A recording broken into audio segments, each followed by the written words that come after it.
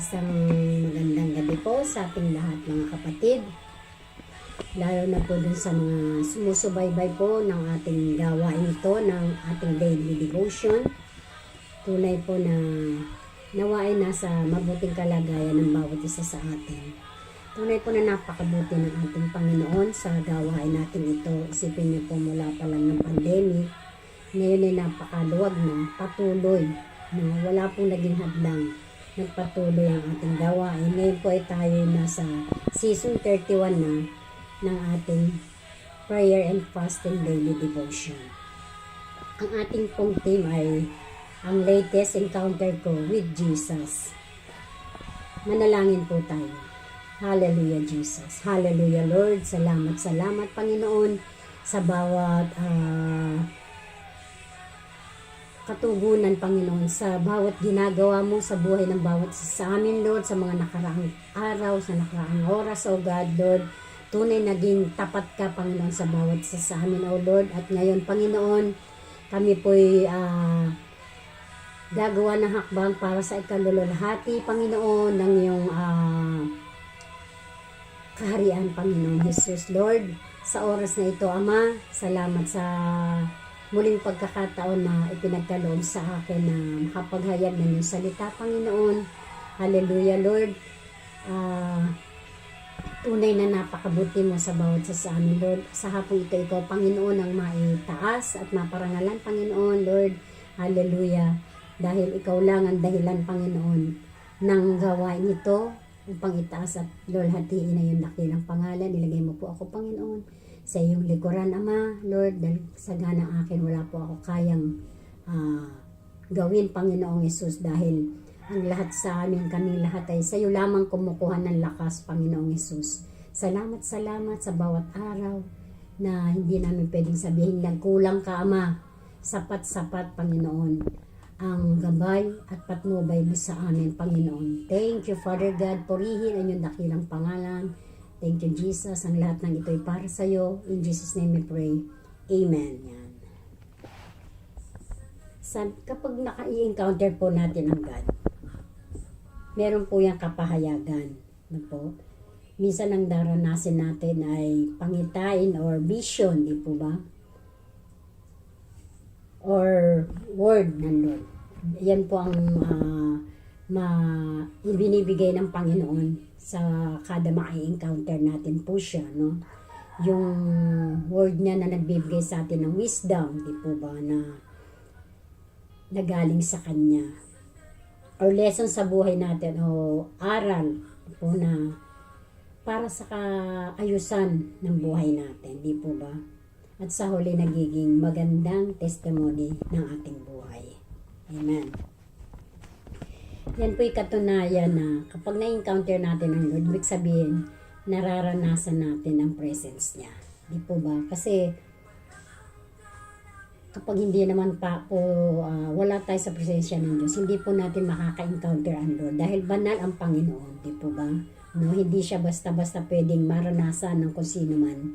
Lalo't walang relasyon or walang tamang paglapit po ba, di ba? Lalo na kapag sinisik natin po ang presence niya, talagang hindi niya tayo pinagkukulang. Ngayon po sa ang na-encounter ko po sa Lord ay words po, na may kinalaman po unang-una sa buhay Kristiyano ko, then sa family ko po. Ang word niya po sa akin ay ito, sa kada luluhod ako, ilang beses niyang hinayag po sa akin. Sabi niya, sapat ang biyaya ko sa bawat araw. Kailanman hindi ako nagkulang at hindi ako nagkulang. Yan po ang word sa akin ng Panginoon. At ang aking pong verse ay mula po sa Book of Philippians 4:19. Sabi po dito, at buhat sa hindi nauubos na kayamanan ng Diyos, ibibigay niya ang lahat ng inyong pangangailangan sa pamamagitan ni Kristo Jesus. Salamat po sa Panginoon dahil sa katayuan po ng aking espiritu ngayon, masasabi ko na talagang pinalalalim na ako ng Panginoon. Pero kahit po sa pagharap sa pagsubok, bagamat minsan may time naman talagang hindi lagi tayong malakas. No po. Malinaw po na ang Lord hindi nagkulang. Talagang yung tiwala ko po ay talagang pinalalawak ng Panginoon. Sa buhay po ng aking pamilya, sabi ko nga kanina, may kinalaman sa buhay espiritu ko at sa aking pamilya. Sobra pong pasasalamat ko sa Panginoon nung makagraduate po ang dalawang anak ko sa college. Po. Mula sa hirap ng buhay, pero dahil wala akong mukhang bibi kundi, Lord, ikaw nang bahala. Let your will be done, Lord, sa buhay namin. Dumating po yung time na nakagraduate yung panganay ko. Napakabuti ng Lord, nakakuha siya agad ng magandang trabaho. So, maganda dahil malaki ang sweldo. Ito pong anak kong ito kumbaga sa pamilya talaga ang heart niya. Natuto siyang mag-tights. Kumbaga kung ano po yung makakasiya sa amin, kahit sa mga kapatid niya. Si Kervin po ito, yung pong unang nakagraduate sa anak ko, pangalawa po sa panganay. So, tuloy po ang buhay, masagana dahil buhos yung tulong niya sa pamilya namin. Yung mga kailangan ng mga kapatid, kung ano yung makakasaya nga sa amin, sabi ko kanina. Naging sagana po. Kahit po kasi yung kanyang company may benefits, hindi na rin po ako ng problema na kapag pupunta ako sa doktor, kailangan ng pera. Kasi po meron siyang benefits yung card na tag-isa po kami. Nagagamit ko po yun. In fairness po sa private, na talagang malaking bagay po talaga. Talagang binago ng Lord yung buhay namin ng time na yun. 6 years ago. Kasi po umabot siya ng kulang 7 years. Ang sagana ng buhay, hindi na ako ng problema sa pera. Talagang sabi ko, Lord, salamat. Kaya lang po, diba, ang kabataan natin sa ngayon. Minsan hindi mo alam yung takbo ng isip. Pagamat handa siyang tumulong, may yung bang mga kabataan, basta-basta nagdedesisyon. Noon na po sinabi niya na sa akin na magre-resign siya. Pero sa kabila po, sabay sila ng papa niya na nagtatrabaho.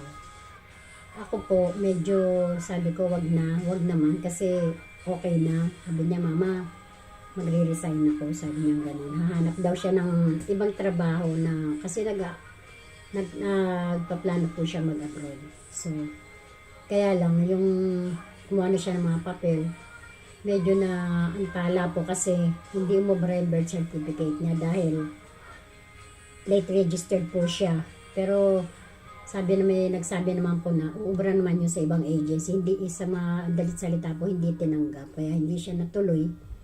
Naghanap naman siya ng trabaho, nakakuha siya pero hindi maayos. Kaya iniwanan niyo po. So, nung mag-resign po siya, napagbigyan niya pa ako ng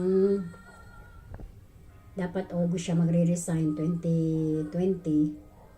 Pero 2022, nag-resign po siya ng Marso. So, noong una po, siguro mga wisdom na, mga 6 months na siya makapag-resign. Okay pa po kasi nakaipon siya tuloy pa rin yung tulong, bagamat nabawasan na dahil wala nang pumapasok. Alam niyo po nung dumating na sa time na 1 year na siya, wala pa siyang trabaho, Alam ko, inaral din siya ng Lord kasi kumbaga parang nawalan siya ng kasiyahan dahil maganda na yung trabaho. Pero sabi ko, bibigyan ka ng Lord, hintayin mo lang yung tamang time, tamang panahon, sabi ko sa kanya. Yung po nagtuloy-tuloy, wala pa rin siyang trabaho. Dumating po sa time na medyo nag-struggle na yung financial namin dahil yung papa niya na lang ang nagtatrabaho, meron akong college pa. Ang CMU po ngayon, may talaga pong nag-ibang sitwasyon, magastos po sa ngayon. So isa po ako sa intercessor po ng Silip Malabon. Sa umaga po kapag kami itong lumuluhod, ang priority namin yung needs ng iba. Kung ano yung mga prayer request. So yung minsan po sa ganang amin nakakalimutan na namin, pero dahil makapangyarihan ng Panginoon, nakita niya yung bigat na dala ko dahil nga sa sitwasyon po, no, nabasa ng Lord ko, nasa isip ko, sabi nga hindi pa man bumubuka ang bibig natin, di po ba alam na ng Panginoon. Umiiyak po ako dahil bagamat may hindi naman ganong ka gipit na, may mga needs po na lalo sa school ng aking anak na hindi na matugunan. Ako po pag may pagsubok, ang tanong ko sa Lord, ano po ang layunin mo? Hindi po kagaya dati na nung mababaw pa ako, Lord, ito na naman to, ganun, hindi po. Ngayon po, bilang isang hinuhubog na ng Panginoon, yun po ang lagi kong, Lord, ano po ang purpose mo? Ano po ang layunin mo? Umiiyak po ako sa Lord. Kasi, syempre po, tayo bilang, dahil nag-iba na po yung sitwasyon, no, na dating masagana, no po, na syempre, nalungkot ako na nag-iba, na-twist yung sitwasyon namin na parang nagkaroon na naman ng hirap. Alam niyo po, yun sinabi niya sa akin ng Lord na noong time sa devotion namin sa Downwatch. Yun nga sabi niya, sapat ang biyaya niya. Lord, sabi ko, alam ko naman. Humingi ako ng tawad dahil inaamin ko po parang pinanghinaan ako ng loob. Kasi hindi naman po maiiwasan natin yan. Kasi bilang likas tayo, bilang tao. Na po. Alam ko na nanalig ako na tutugon ng Panginoon sa dalangin ko. Sabi ko, Lord, tulungan mo po kami dahil meron pong mga bayarin yung bunso ko. Sabi ko nga kanina, magastos ngayon ng CMU. Hindi po maliit. Pero pa po yung mga maliliit na bayarin. May kalakihan po dahil mag-seminar sila sa Baguio. Graduating po kasi. Malapit na silang mag-OJT. So, ang Lord na napakabuti ng God, no? Bagamat nakikita niya na yung lungkot ko dahil sa sitwasyon na twist nga kasi po yung kinasanayan kong kasaganaan medyo nag-slide na po.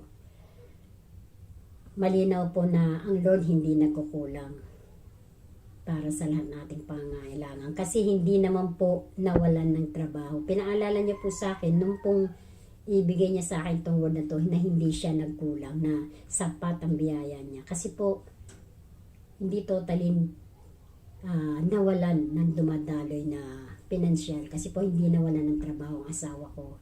Patuloy na tuloy-tuloy ang trabaho niya. Sabi ng Lord sa akin, yun nga yung sapat ang biyaya niya. Ang asawa ko tuloy-tuloy ang trabaho, nandyan yung paminsan-minsan tulong ni ate, no po. Sa katunayan po, patuloy na nakakapag-aral yung anak ko. No?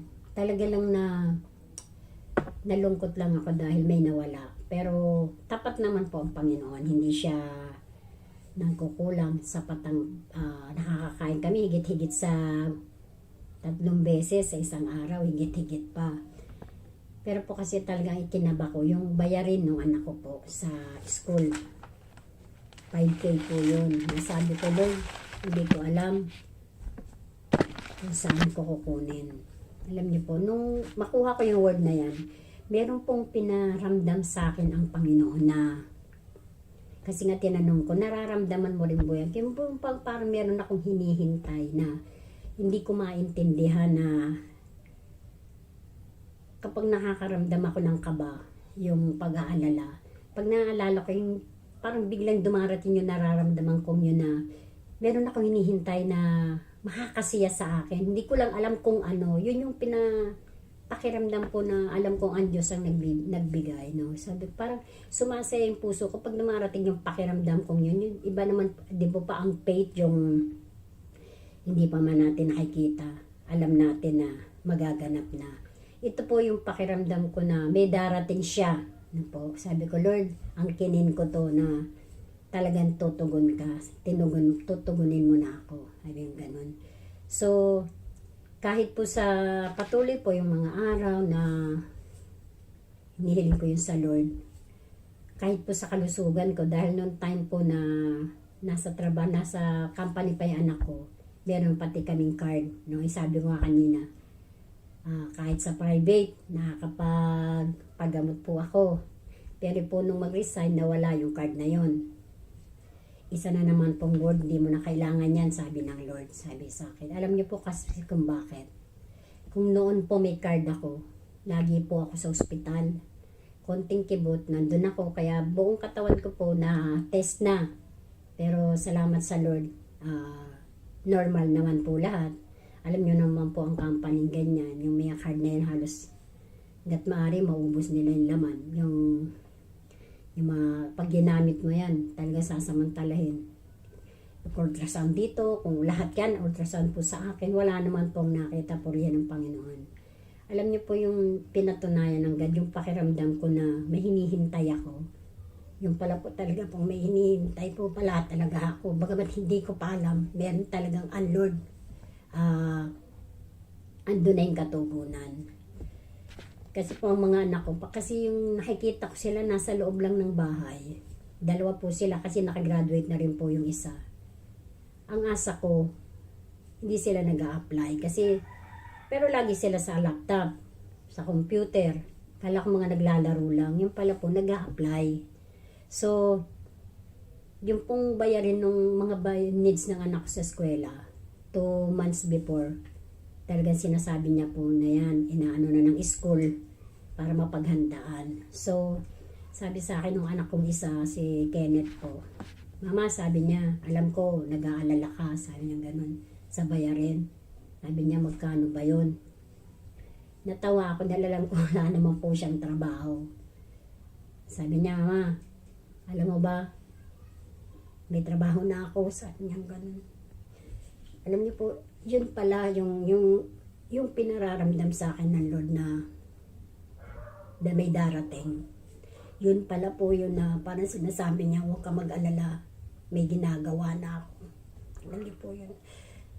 Nakapasok po yung anak ko sa trabaho, bagamat yung panganay wala pa. Natugunan po lahat ng pangailangan ng anak ko, bagamat ako nag-alala bilang tao. Nandun yung pananampalataya ko na nakalala, kasi likas naman po sa atin yan, diba? Pero nandun yung faith ko na ang Lord hindi nagpapabayad dahil sinabi niya po yan dun sa word niya sa akin. Ano po? Kaya napatunayan ko po na bagamat bahagi ng buhay natin ng pagsubok, ano po, pinahihintulutan ng Panginoon. Hindi para ibagsak tayo, kundi lalo tayong patatagin, di po ba? Totoo ang mga pangako niya. Amen? Sabi po sa Hebrews 13:5, huwag kayong magmukhang pera at masiyahan na kayo sa anumang nasa inyo, sapagkat sinabi ng Diyos, hindi kita iiwan, di pabayaan man. That time po nahiya, hindi ako sa Lord.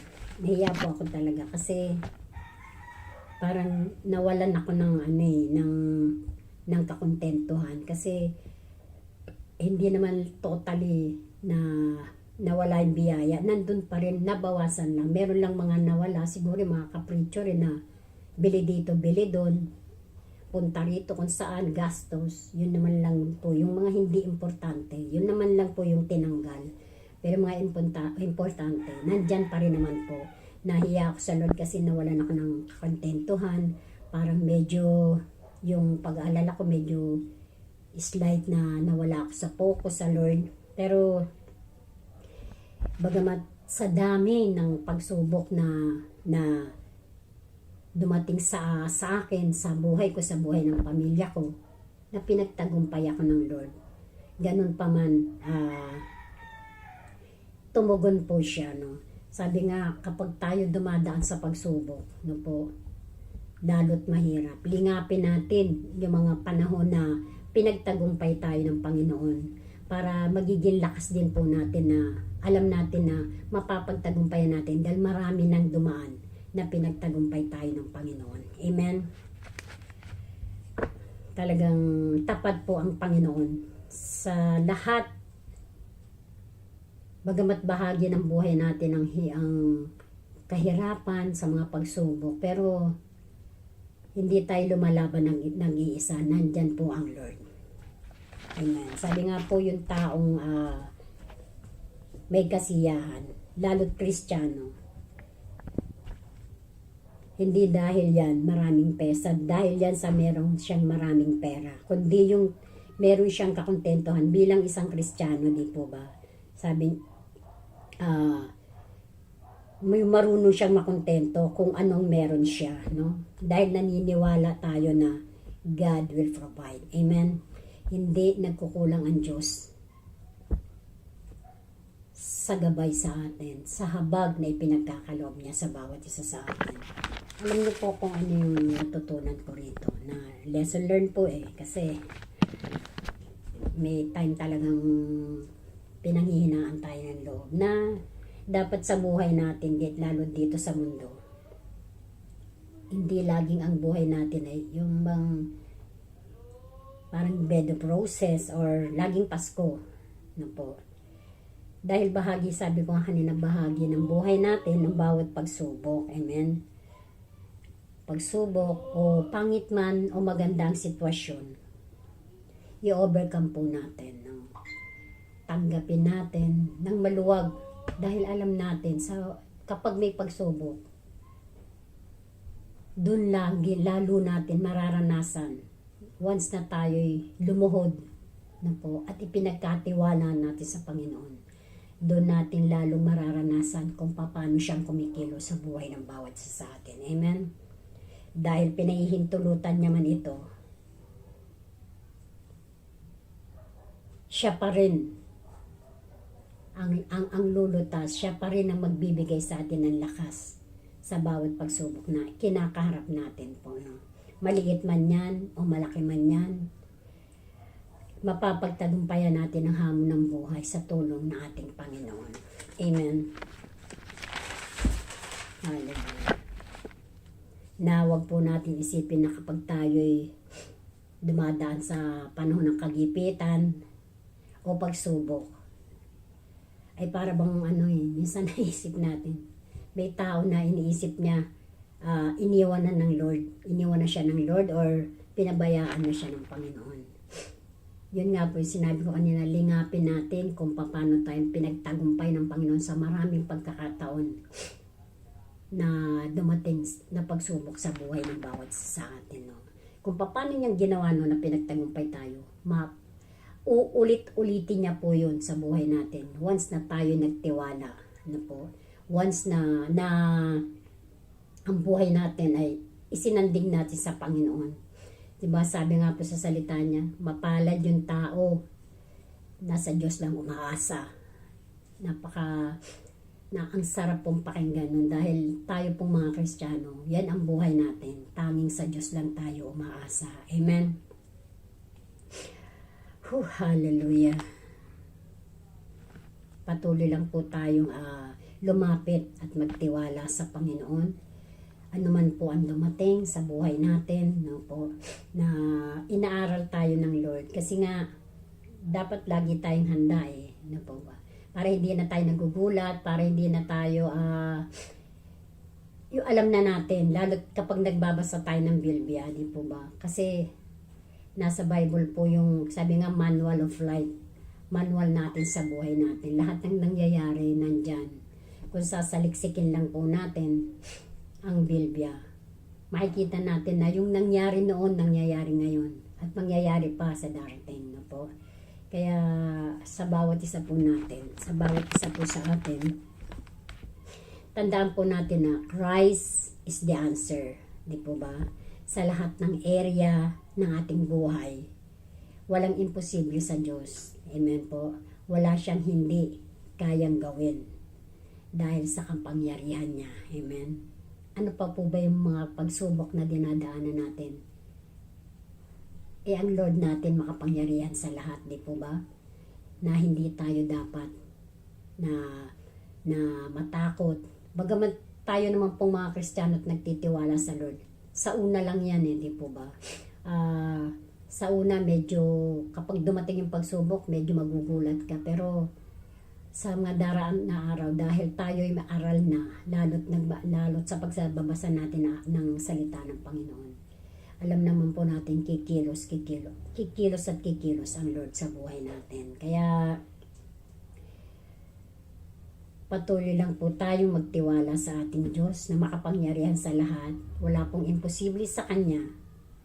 At lahat gagawin niya para sa mga anak niyang nagtitiwala sa Kanya.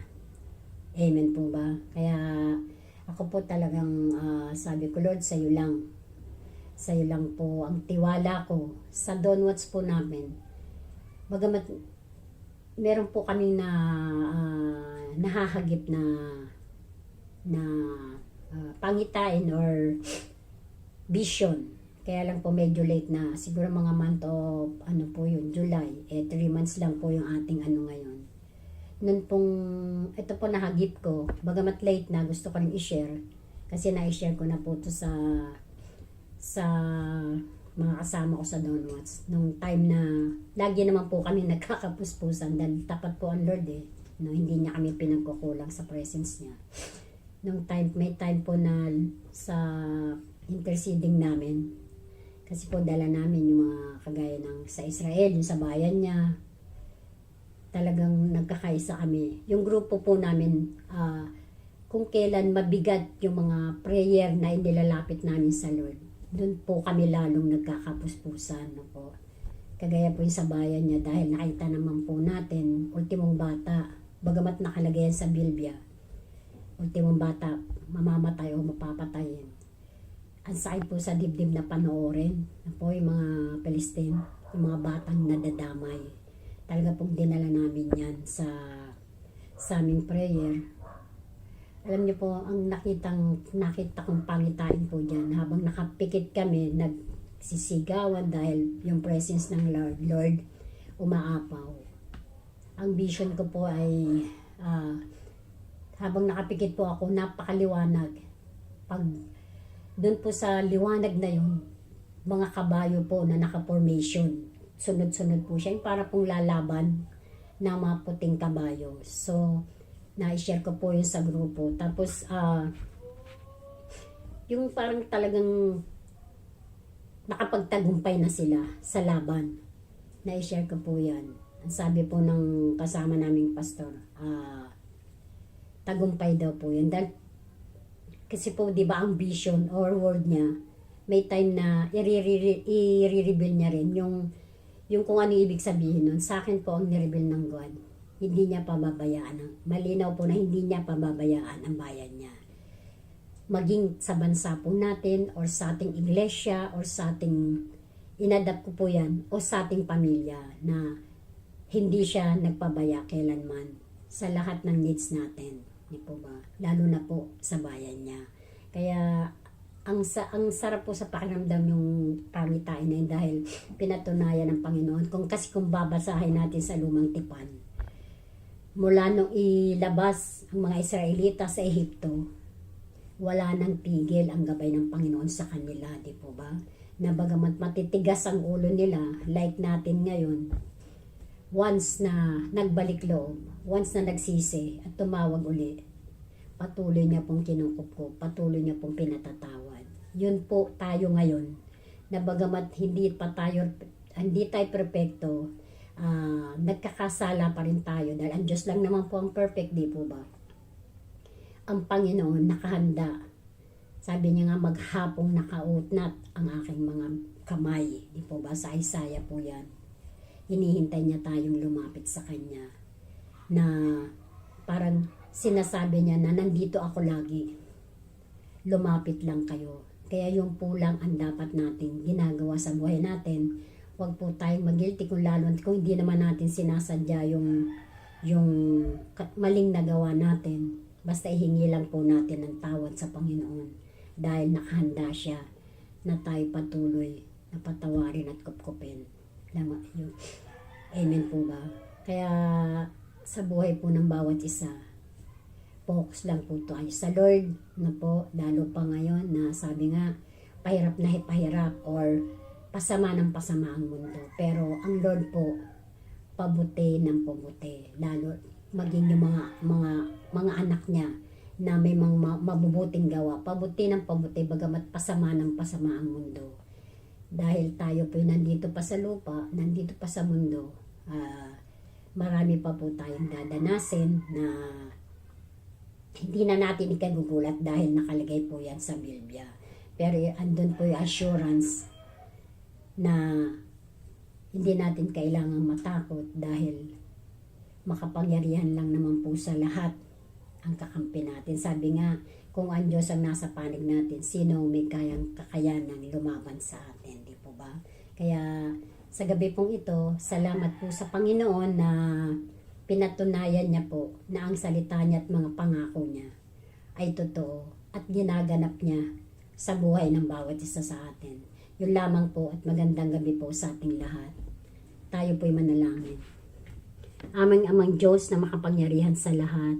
Lord, tunay Panginoon na napakasarap magtiwala sa iyo, Panginoon, na bawat bahagi ng buhay namin, Panginoon, inaayos mo, O God, Lord. Tunay, Panginoon, ang iyong mga salita, Lord, ay gabay namin, O God, Lord. Salamat po, Panginoon. Sa iyo lahat ng papurit, pagsamba, pagdakila, Lord, sa gabing ito, Panginoon. Lord, itinataas namin patuloy sa iyo, Lord, ang aming bayan, ang bayan mo, Panginoon, ang aming bawat iglesia, maging ang bawat pamilya namin, Panginoong Jesus. Lord, ikaw ang katugunan, Panginoon, ng lahat ng area ng aming buhay, O God, Lord. Sa ganang amin, wala kaming kakayahan, pero dahil nandiyan ka bilang Diyos naming buhay, Panginoon, Lord, tulungan mo kami, matupad namin kung ano ang layunin mo, kung ano, Panginoon, kung ano ang purpose mo, Panginoon, ipamuhay namin, Lord, ang kalooban mo, Panginoon, sa buhay namin sa ngayon, Ama. Jesus, salamat, Panginoon. Minsan hindi namin pwedeng sabihin na kulang ka dahil sapat, Panginoon, ang piyaya at habag mo sa bawat isa sa amin, Lord, sa bawat araw. Salamat sa buhay namin, O God, Jesus, Lord. Tunay, Panginoon, na ang lahat ay binigay mo na sa amin, Lord, dahil ganun kakabuting Diyos namin, Panginoon. Tulungan mo kami, Lord, lalo na sa aming pamilya, Lord, yung mga mahal namin sa buhay, Panginoon, na dati na namin kasama, Ama. Lord, ibalik mo po, Panginoon, dahil naniniwala kami, Panginoon, sabi mo sa iyong salita, isa ang manindigan, ligtas ang buong sambahayan. Kaya, Lord, sa iyo namin yan, bilang kami naninindigan, nandito kami, O God, Lord, para sa bawat pamilya namin, O God. Huwag mo hayaan, Lord, sino man sa mahal namin sa buhay, maligwak, Lord, sa iyong kawan, Ama.